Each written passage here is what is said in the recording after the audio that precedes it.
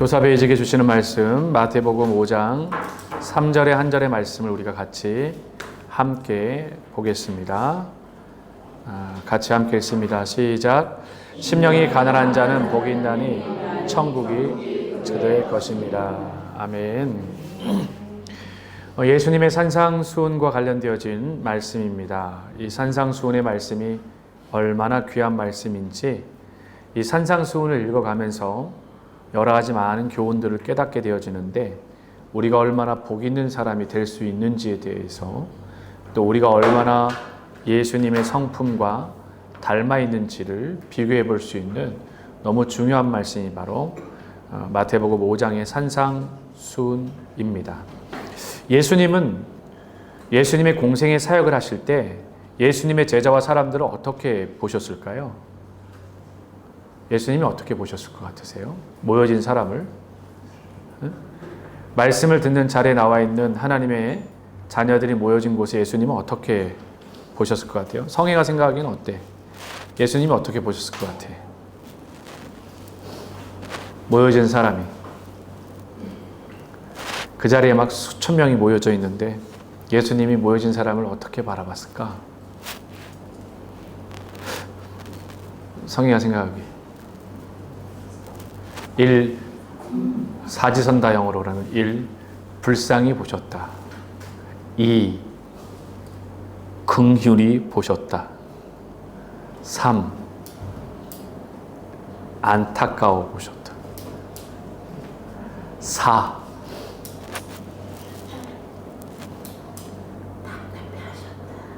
답답해 하셨다. 그러니까 1, 2, 3은 제가 비슷한 언어를 일부러 차용했던 거고요. 좀 불쌍히 긍휼히 어떻게 보셨을까? 민망히 여겨보시기도 하시고 불쌍히 여겨도 보시고, 그 어떻게 보셨을까? 그 우리는 주일날 하나님의 성전을 찾는 애들을 어떤 눈으로 보시나요? 그 예수님이 그 사람들을 대할 때 어떤 모습으로 바라보셨을까? 사랑의 눈으로 보셨다. 우리 교사들은 아이들이 올 때 그 아이들을 어떤 마음으로 보실까? 또 보고 있느냐? 이건 되게 중요한 문제입니다. 어떤 눈으로 아이들을 바라봐야 하는가? 어떤 시각으로 영혼들을 바라봐야 하는가? 예수님은 성경 안에 종합적으로 본다면 세 가지로 영혼들을 바라보셨습니다. 첫 번째가 뭐냐면 겉모습이 아닌 그들의 잠재력을 보시는 분이셨습니다. 잠재력을 보신 거죠. 두 번째, 예수님은 그들이 할 수 없는 것이 아닌 될 수 있는 것을 보셨습니다. 그 세 번째, 예수님은 그들의 현재가 아닌 미래를 바라봐 주셨습니다. 겉모습이 아닌 잠재력, 내면을 들여다보는 건 쉽지 않습니다. 사람들은 겉모습 보고 판단하거든요. 겉모습 보면. 이렇게 겉모습을 보고 대부분 판단하고 겉모습으로 스캐닝 하는데 걸리는 시간은 0.3초. 3초 안에 모든 것이 이렇게 스캔이 되어집니다. 그러니 사실은 눈치 빠른 사람 같은 경우는 짠 이렇게 보면 응? 이렇게 보는 거죠. 그래서 이미 우리가 가지고 있는 걸 통해서 그 사람들을 바라보는데, 우리가 그 아이들의 영혼도 그렇게 보잖아요. 새로운 아이가 여러분 부서나 요셉과 혹은 YCG와 혹은 아니면 대학 청년부에 왔다고 했을 때, 그 새로운 아이가 왔을 때, 우리 때 중고등학생 때 새로운 애가 왔을 때 바지 막 이것저것 다 떨어지고 막 여기 막 구멍 나고 막 여기 찢어지고, 그 다음에 좀 학교에서 염색하면 선도부 끌려가서 맞고 하던 때인데 머리 염색하고 길고 그런 애들이 교회에 딱 온다 그러면 우린 스캐닝이 됩니다. 가까이 하지 말아야 될 친구, 좀 멀리해야 될 친구. 이렇게 말하지 않지만 우린 나름대로 이렇게 방벽을 치죠. 대학 청년부나 이런 청년들 가운데 혹시 아이들이 이렇게 왔을 때 좀 노는 친구가 오거나, 노는 친구 하면은 방콕에서 놀 때는 어디서 놀아요? 20년 전에는 RCA에서 놀았는데, RCA. 예.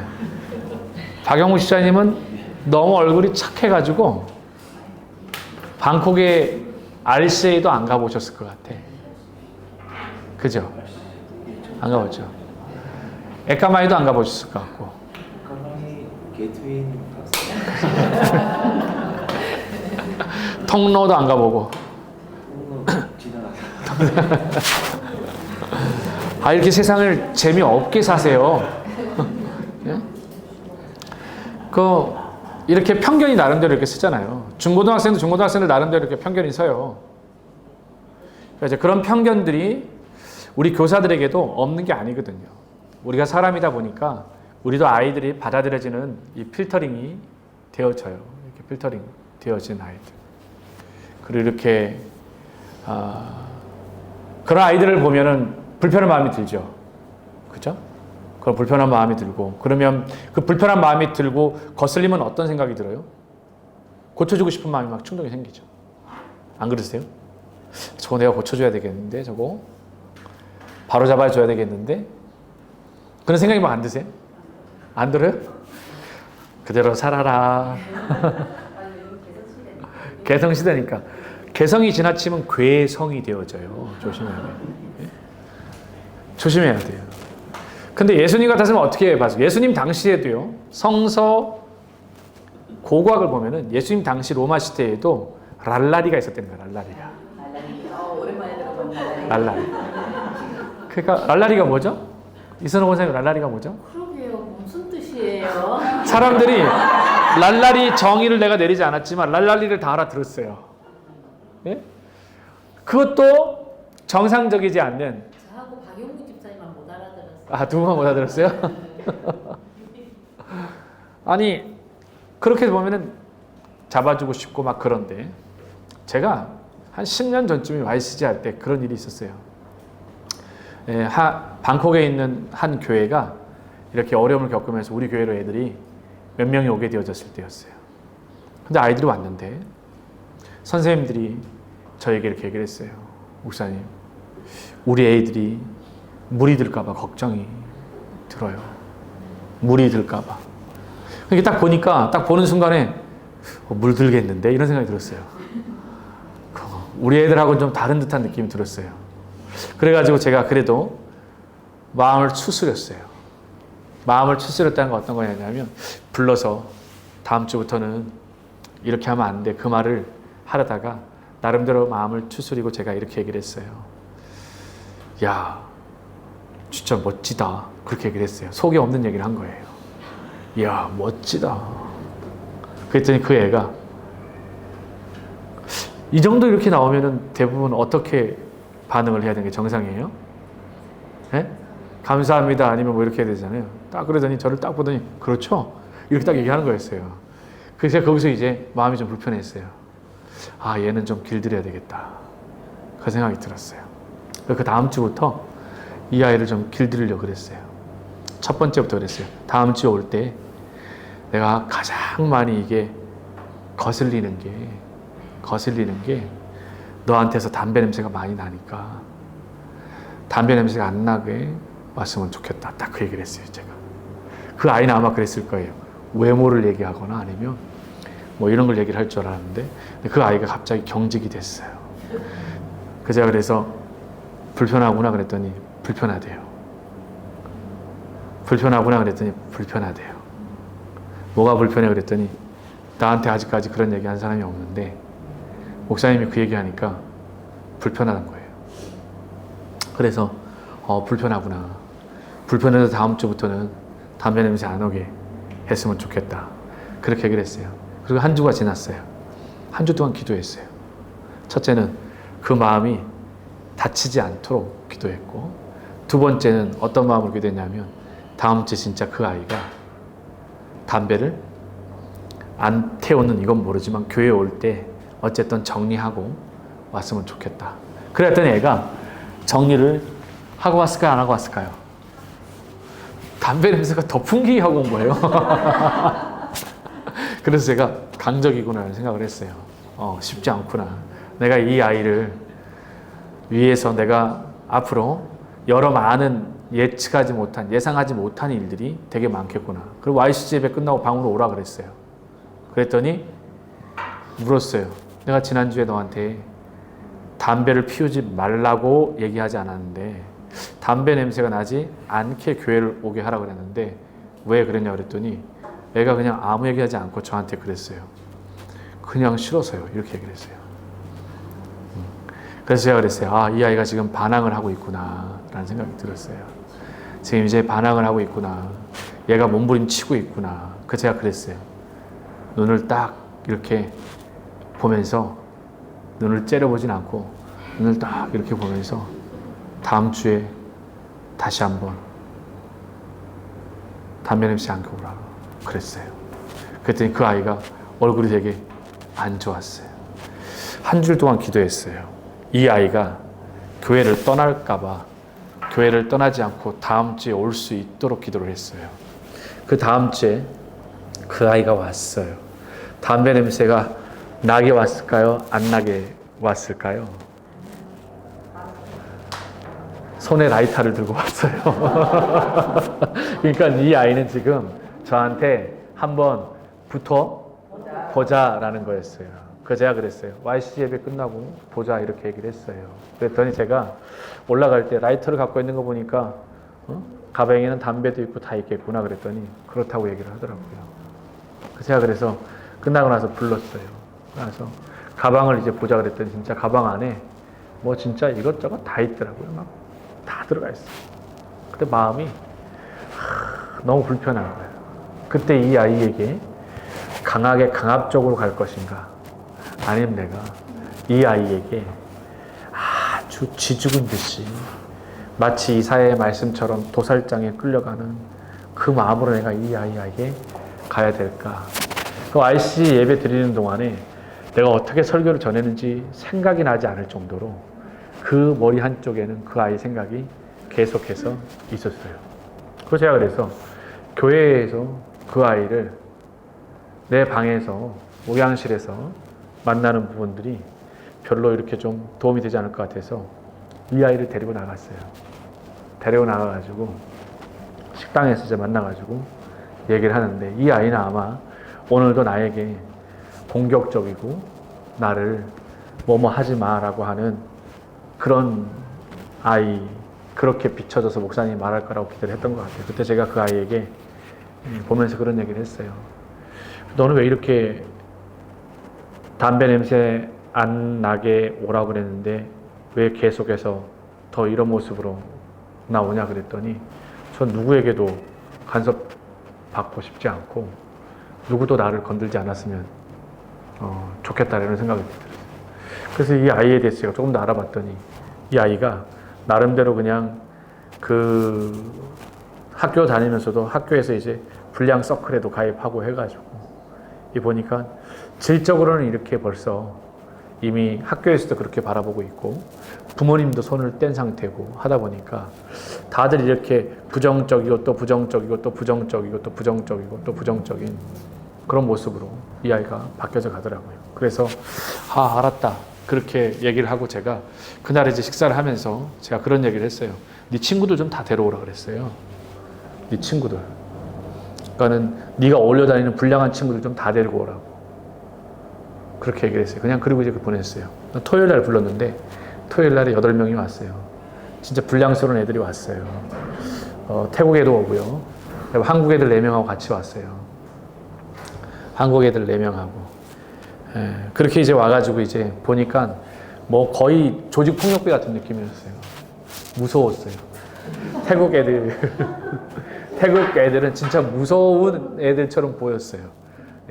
뭐 진짜 뭐 문신부터 시작을 해가지고 그 목양실에 딱 그 제 방에 앉았는데도 벌써 그냥 뭐 이렇게 앉는 정도가 아니라 뭐 진짜 이루고 버릇 없잖아요. 이루고 하는 거 벌써 튼 거거든요. 이거는요. 이게 이러고 있으면 벌써 긴장이 풀린 거예요. 그렇지 않겠어요? 내가 누군가를 만나고 갈 때 이러고 있는 사람 이거 보면 텄구나. 아이고. 안 보는 것처럼 보면 전 다 보거든요. 그런 부분들을. 근데 보니까 이러고 있길래 딱 그래가지고 제가 그 친구한테 그런 얘기를 했어요. 야, 내가 생각하니까 네 인생이 앞으로 어떻게 전개될지 내가 뻔하게 보인다. 근데 제가 지금 지나고 나서 이제 그 아이에게 그 이야기를 한 게 굉장히 실수를 했더라고요. 제가 그 아이들이 있는데 8명의 애들이 있는 데서 내가 그 아이에게 그랬거든요. 야, 내가 보니까 네 인생이 앞으로 어떻게 될지 뻔하게 보인다. 근데 이게 시간이 지나고 나가지고 보니까 굉장히 잘못한 이야기예요. 왜냐하면 그 아이를 경험한 한 달 동안의 그 모습을 보면서 그 아이가 어떻게 앞으로 될 건지 나의 생각과 편견으로 그렇게 결정을 내린 거잖아요. 근데 그렇게 편견으로 결정되어진 그 아이가 YCC 와서 1년 반이 지나고 나서 애가 달라졌어요. 진짜 달라졌어요. 달라지고 어딜 갔냐면 감 누구겠구나. 목사님 말씀하신 사람이 누구겠구나. 감을 잡은 사람도 있어요. 걔는 그리고 나서 한동대학교를 갔어요. 많이 달라졌어요. 진짜 많이 달라졌어요.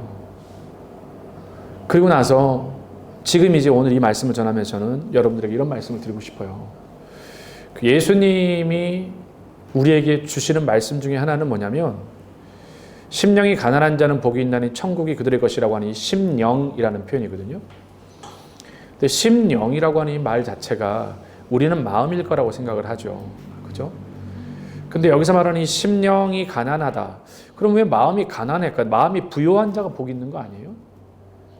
복이 있으려면 마음이 부요해야 되는데 심령과 가난함이 합쳐질 때 복이 된다라는 거거든요. 그 말씀이 굉장히 충격적인 표현인 거예요. 아니 그냥 심령이 부요한 자는 복이 있나니 하면 우리가 일반적으로 이해를 할 텐데 왜 그 심령이 가난해야만 복이 있는가예요. 이해가 될 수 없죠. 심령이 어떤 거길래 가난해야 될까라는 거거든요. 근데 여기서 말하는 이 심령은 예수님의 마음이에요. 여기서 가난한 건 뭐냐면 나의 마음과 예수님의 마음이 둘 다 녹아져 있는 건데 내 마음이 가난하면 가난할수록 복이 되는 거예요. 그게 예수의 마음을 담는 거기 때문에 그래요. 그러니까 내 마음이 가난하면 가난할수록 반대로 예수의 마음이 커간 거예요. 이 말을 다른 말로 바꾸면은 심령이 예수님의 마음으로 가득 찬 자는 복이 있나니 이게 되는 거예요. 어떤 말씀인지 아시겠어요? 나의 육의 마음이 가난해지면 질수록 복이 있나니. 이런 마음을 갖고 우리는 어떻게 이런 마음을 가지게 되어질 때 겉모습이 아닌 아이들의 잠재력을 보게 되어지고 할 수 없는 것이 아니라 이들이 할 수 있는 아이들이다. 그리고 현재가 아닌 뭘 볼 수 있다? 미래를 바라볼 수 있는 거죠. 그러니까 오늘 결코 쉽지 않을 거예요. 이 세 가지를 기억하면서 아이들에게 함께 나가길 바라요. 내게 맡겨준 우리의 반 아이들을 향해서 나는 어떤 마음으로 바라보는가. 그 아이의 행동 하나든 말 하나든 그것들로 우리의 생각과 이런 것들이 다 그냥 얼음처럼 차가워지고 굳어져가는 그런 마음이 우리의 마음인데 그런 마음 속에서 우리는 어떤 마음을 갖고 나아가야 될 것인가. 예수님의 성품 중에 하나가 바로 심령이 가난함이라는 것들을 기억하면서 오늘도 아이들을 그런 마음으로 바라봐주는 우리 모두가 되었으면 좋겠습니다. 제가 기도하겠습니다.